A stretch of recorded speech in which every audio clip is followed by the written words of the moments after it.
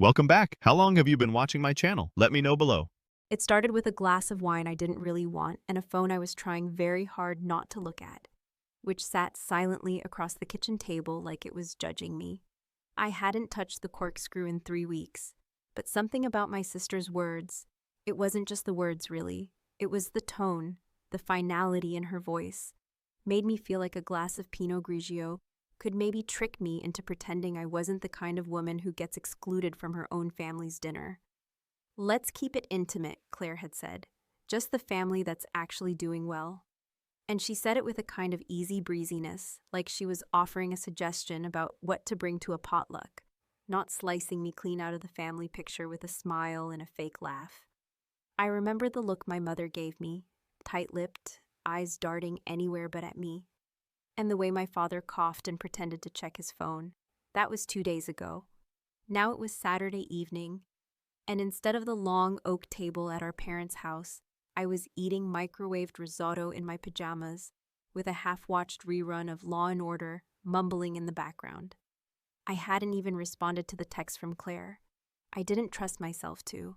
I'd sat with it for hours after it came in, her follow-up, a fake little heart emoji with "hope you understand." And something about that emoji made my fingers twitch with the urge to smash something. I didn't reply. I turned my phone face down. I told myself I was better off out of it. Let them play their little games with wine pairings and show-off desserts and perfect families.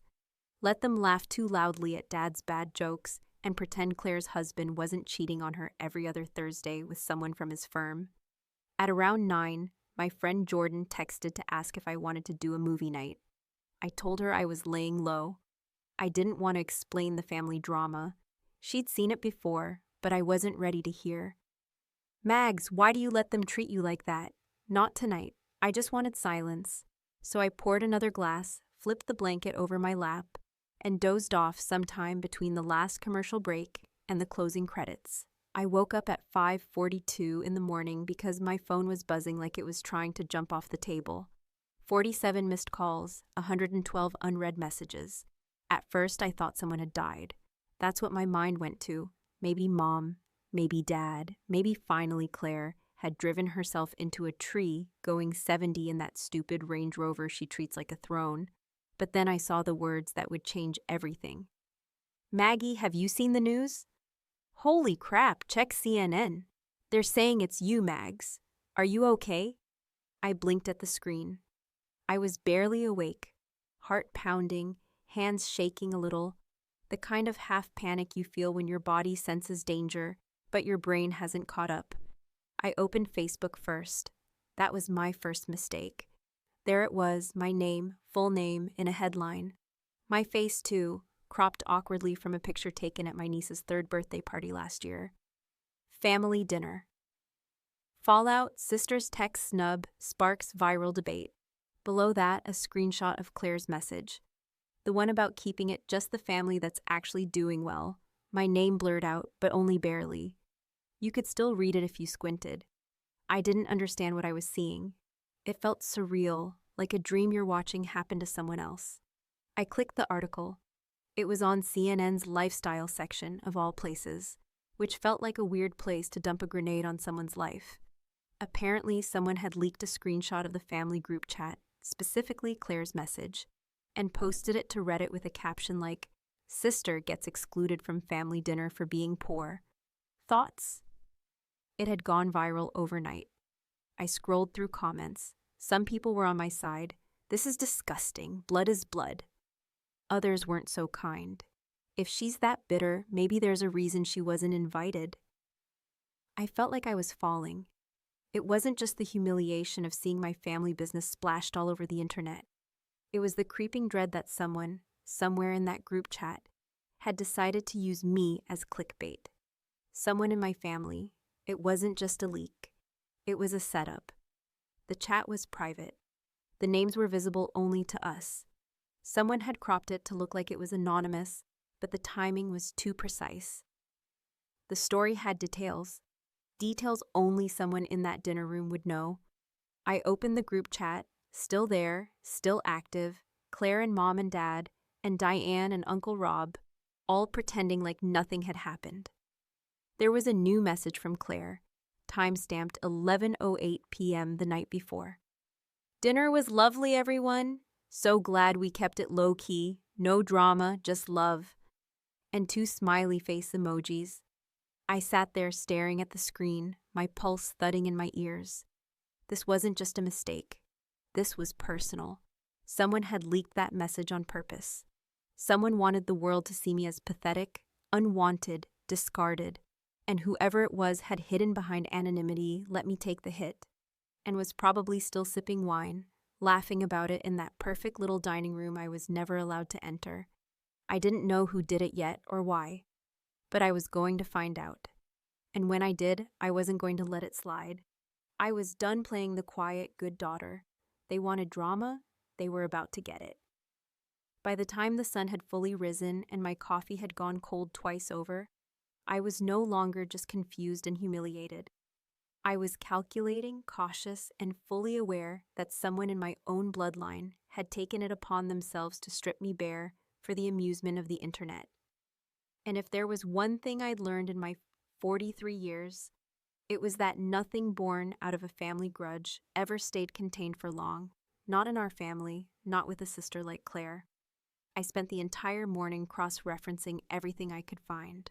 Screenshots, Reddit threads, news write-ups, even a TikTok compilation that stitched together different reactions to the story, where my name, my face, and my family's group text were reduced to a few seconds of background music, sarcastic commentary, and strangers laughing over details they knew nothing about. And while most people just speculated about who I was or how dramatic the message sounded, a few sharp-eyed viewers had started piecing together the blurred names in the screenshot, and I knew it was only a matter of time before someone connected it back to me fully and publicly, no matter how slightly the name had been blurred or how cleverly the leaker thought they'd disguise the source. I tried to reach Claire again, but it was the same response as the night before: voicemail, silence, avoidance. That's the thing with Claire, always has been. She knows when to speak and when to vanish, like some twisted PR strategist who learned to weaponize silence better than any lie. I stared at the last message she'd sent the group chat, that sugar-sweet, no-drama line, and something about the forced casualness of it made the hairs on my arms stand up. I knew her well enough to recognize the signs. Claire was trying to manage the fallout without admitting anything, and if I had to guess, she was betting that I'd lie low, keep quiet, do what I always did, fold. But I wasn't going to fold this time, not with my face and name being picked apart by strangers, not when it was so clear someone in my family had used me as their scapegoat. That afternoon, I called Jordan, the one person I knew who wouldn't ask questions I wasn't ready to answer. She was halfway through a hike when she picked up, but as soon as I told her what happened, I could hear the shift in her tone, the quiet fury she always reserved for people who messed with me. Jordan didn't waste time. She told me to screenshot everything, back it up, document every message and reaction, and then she added, "We're going to figure out who did this, and when we do, you're going to hit them where it hurts most." It was around 4 p.m. when the real twist came in. Not through the media, not through a news outlet or social feed, but through a message request on my Instagram from a completely blank account. No profile picture, no followers, and a handle that looked randomly generated, like someone had closed their eyes and smashed the keyboard. The message was short, just 5 words. I sent it. "You have until tomorrow."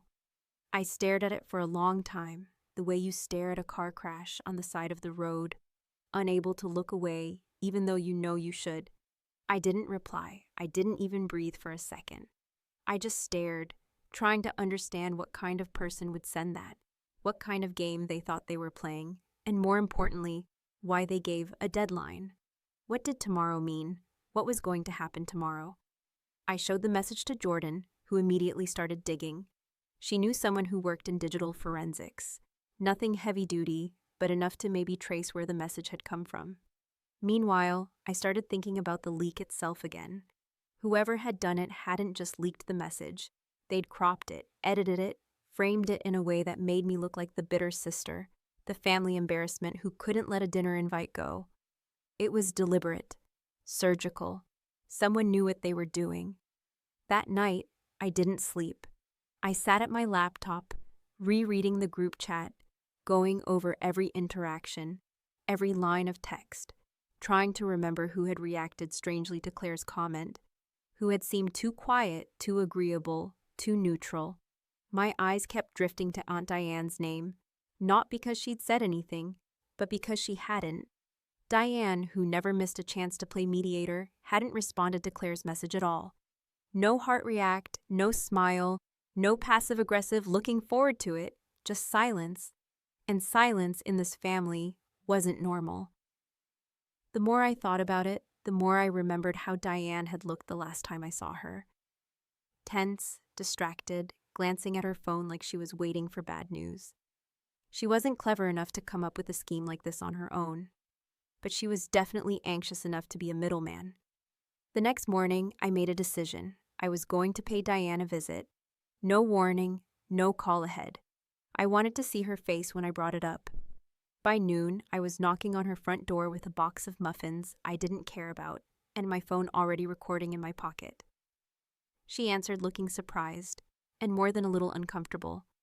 I kept it casual, talked about the news, about how strange it all was, and when I asked if she'd heard anything about who might have leaked it, her eyes did that thing, just for a second, where they darted away and her mouth opened but no sound came out. That's when it happened. Her phone buzzed. She glanced at it quickly and tried to flip it face down, but not before I saw the notification flash across the screen. Same account handle, same burner message, and just like that, I knew. Whoever had sent that message to me was also sending it to her. Diane wasn't the mastermind. She was the mule. Someone was using her to do their dirty work. And if she knew who it was, I was going to get it out of her. But not yet. I didn't want her shutting down. I needed to play this slowly, carefully. I smiled. I thanked her for the muffins. I told her we should talk again soon. Then I left, heart pounding, mind racing, already planning my next move. Because now I wasn't just chasing a name. I was chasing a strategy. And someone, somewhere, had only given me until tomorrow.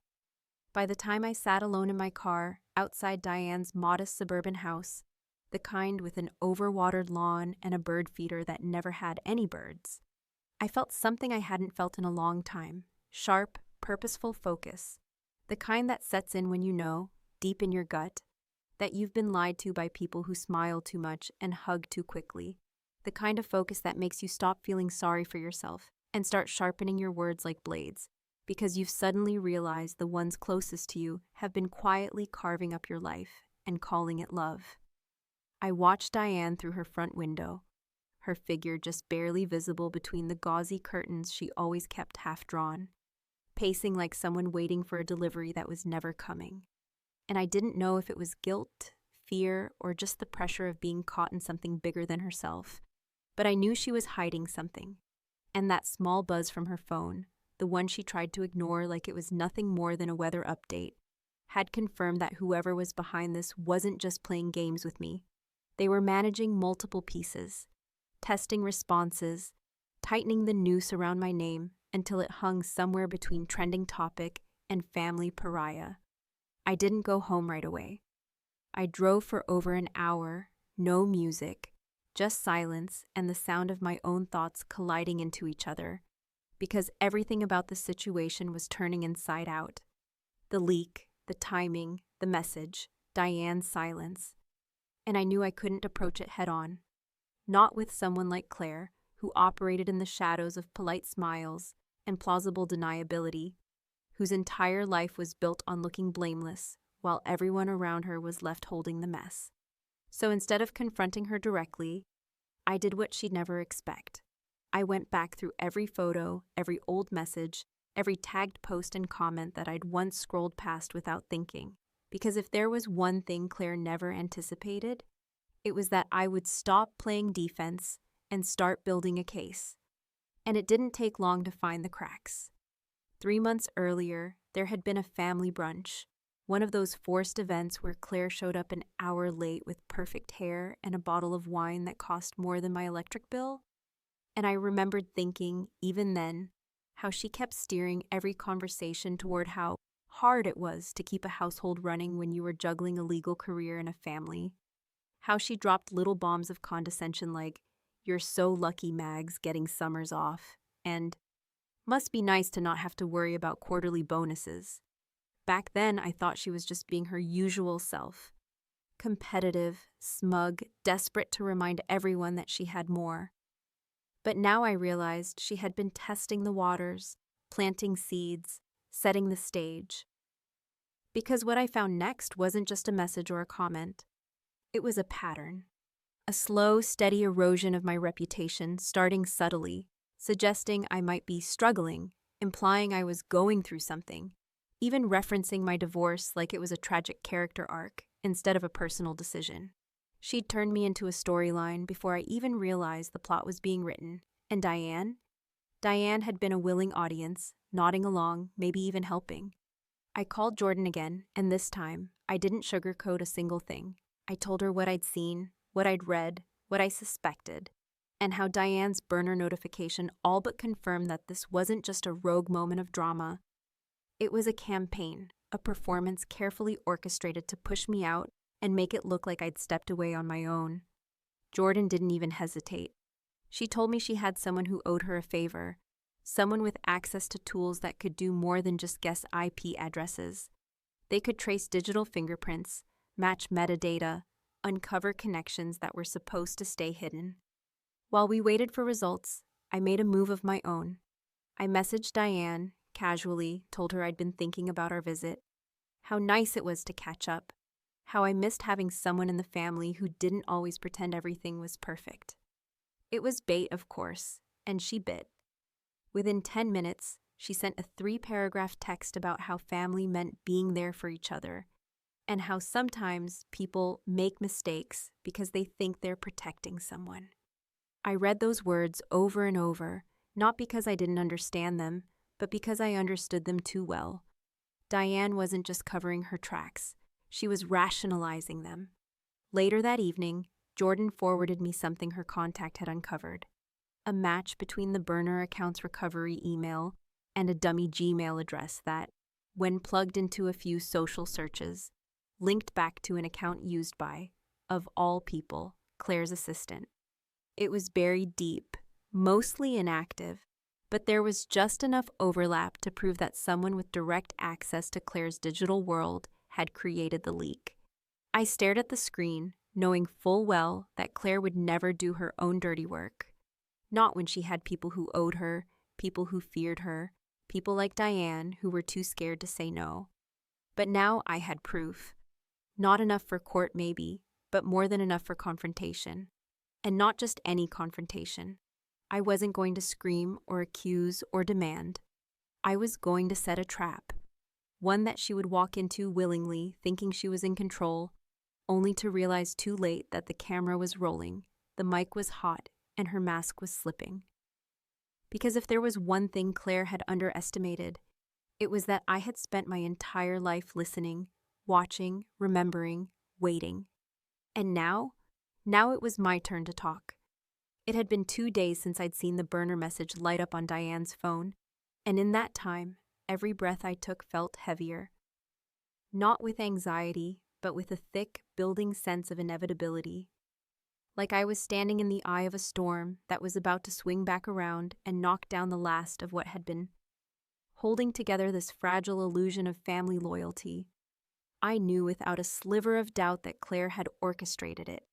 This whole circus, this viral humiliation, the carefully leaked screenshot, the radio silence, the burner threats, and worse than that, I knew she was enjoying it, feeding off of it, probably using it in boardrooms and brunches as a fresh anecdote about the drama she so artfully avoided while holding the family together with her signature grace and false humility.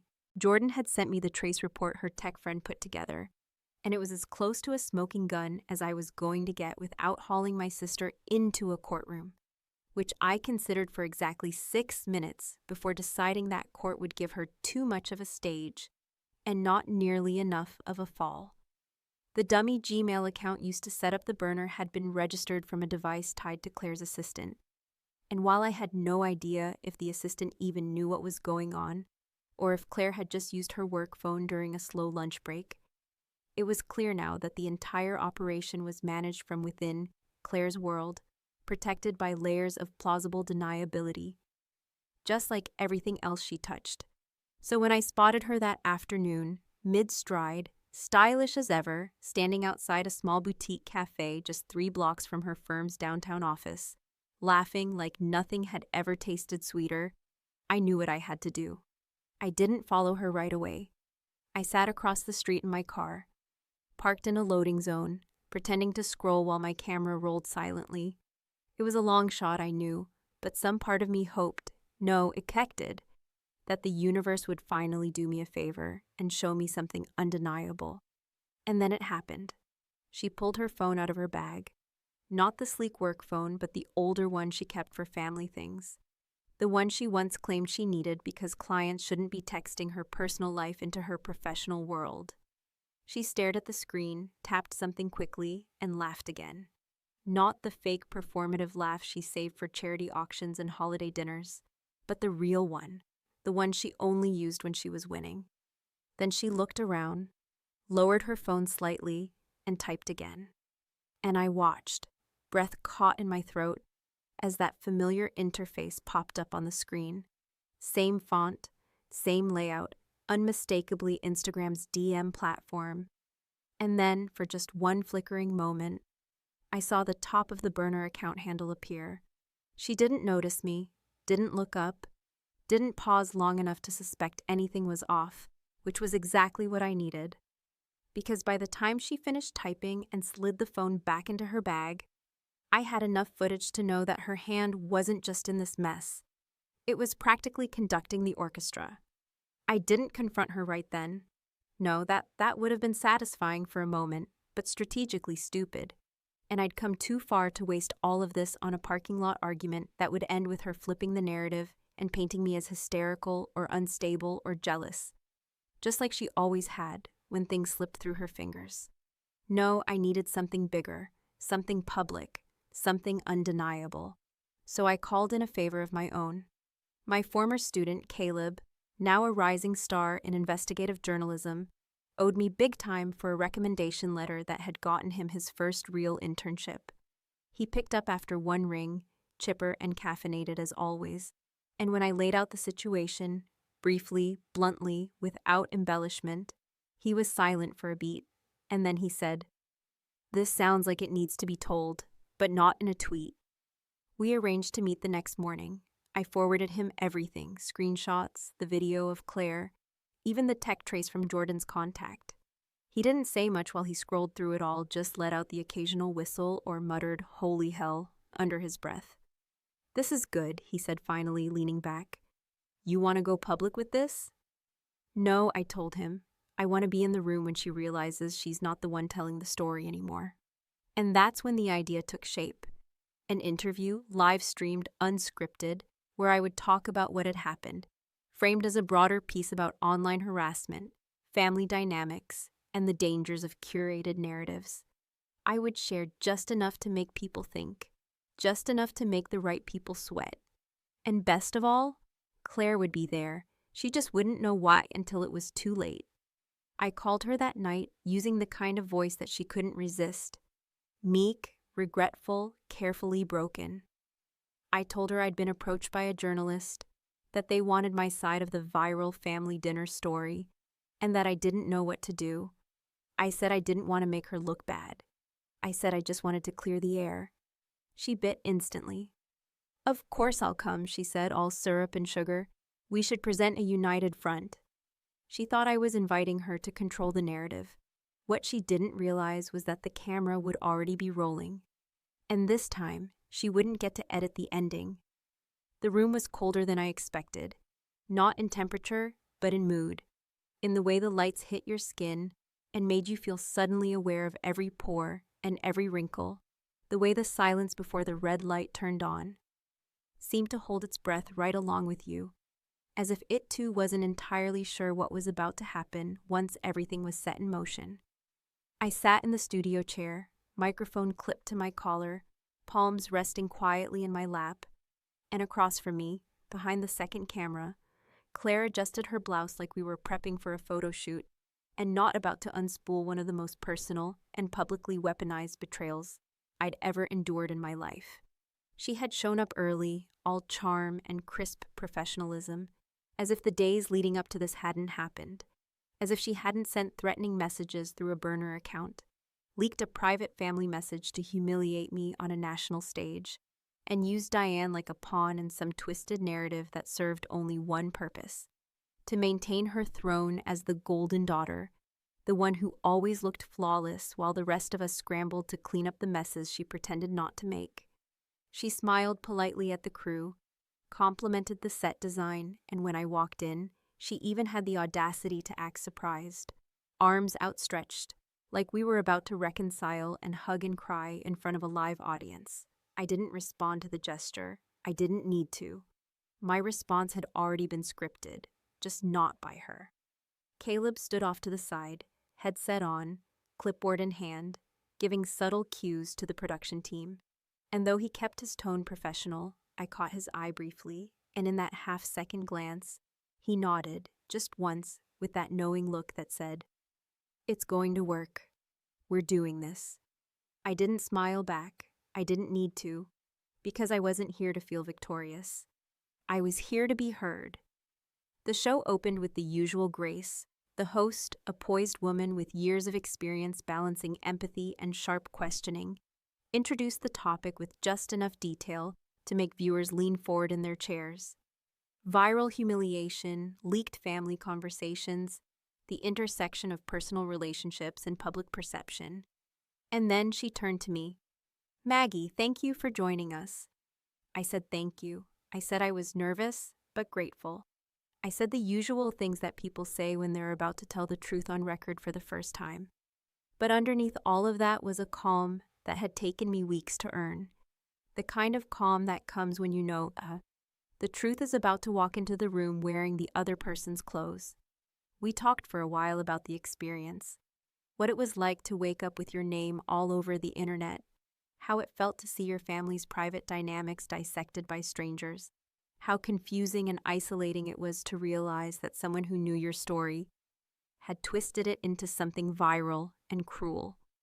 Claire, seated beside me, offered carefully curated empathy, nodding at all the right moments, interjecting just enough to maintain her image without appearing defensive. "Families are complicated," she said at one point, with that practiced sigh she used whenever she needed people to see her as a martyr instead of the architect. And then the host asked the question that changed everything. "Do you know who leaked the messages, Maggie?" I didn't look at Claire. I didn't need to.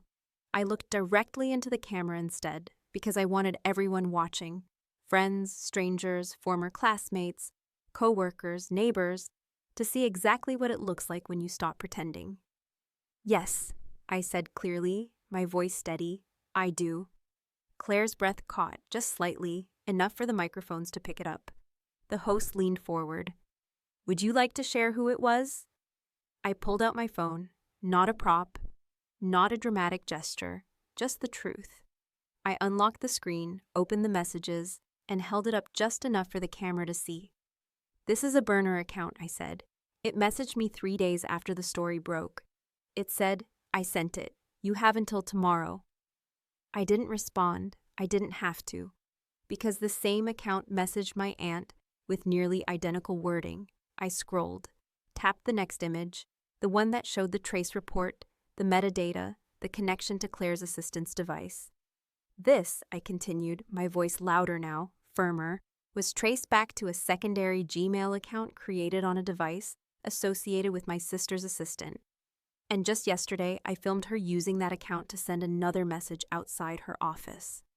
Claire's silence was instant and total, but the silence that followed her silence, that deep, stunned quiet from the crew, the host, the production team, was even more powerful. I turned finally to look at her. She didn't move. She didn't blink. Her face, once composed and radiant, was starting to tremble at the corners, just barely, like a painting coming undone in the rain. "I don't want to destroy anyone," I said into the microphone, "but I also won't let someone destroy me and hide behind the illusion of family to do it." The host, ever professional, pivoted the conversation gracefully, but the air in the room had changed. The show continued for another 10 minutes, but Claire didn't say another word. She sat still, visibly rattled, fingers clenched in her lap, because for the first time in what was likely years, she wasn't controlling the conversation. She wasn't steering the story. When the cameras shut off and the lights dimmed, she stood abruptly and stormed out without a word to me, her heels clicking sharply down the hall like punctuation marks to a sentence she couldn't rewrite. Caleb walked over, phone in hand, already getting flooded with messages from editors and producers. That was something," he muttered, almost in disbelief. I didn't say anything. I didn't need to, because it was already out there. Not just the story, but the truth. And as I drove home that evening, the quiet felt different. Not lonely, not angry, not even sad. It felt earned.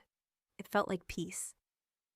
The next morning, I had voicemails from my mother, from my father, even from 2 cousins I hadn't heard from in years. Some were supportive, some were confused. One was clearly drunk and asking if Claire was really that cold. I didn't respond, not yet. Because when someone tells you, "Let's keep it intimate, just the family that's actually doing well," they're not just choosing who gets a seat at the table. They're betting you'll never build one of your own. And Claire, she just watched me build mine, live,